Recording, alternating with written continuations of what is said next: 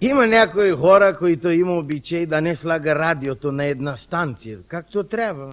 Винаги върти копчета така.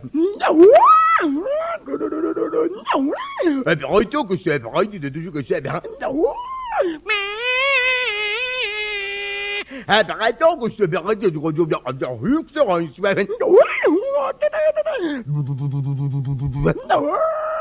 Затова при един приятел слушах една такова предаване. Медицински съвет. За да има здравие бели зъби, е необходимо да... Фигаро тук, Фигаро там, Фигаро ла, Фигаро... Нивото на водите на Дунава. Видин увеличават с... Домашните животни от ТКЗС-то трябва да гледани добре, защото на емисия Хумор и сатира предава Енчо Багаров, който спада с 10 см. Лом увеличават с 64 гола, отбелязани от Печеников. Сега топката е на 16 метри, Ракаров се приближава до вратата и тръгна дядо на две плочи. Зъбите и здравите се опазват, като се плъкнат всеки ден с цибулка от Васко Чернеев.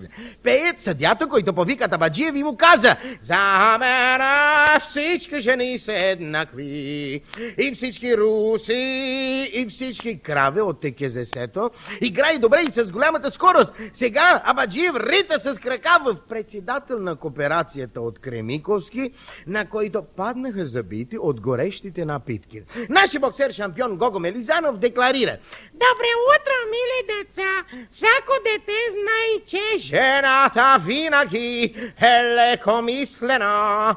Както симулиите да удари Печеников, който подаде топката в ръцете на Тодор Мазаров, пеят. Беше акомпаниран на пианото от доктор Владимир Симциев. На емисия Хумор и сатира предава Енчо Багаров, Георги Парцалев, Видин Сосомбре, който е бредно, ломбрета, другите животни от обора. Конет, кравата, магарето и Мирча Кришан.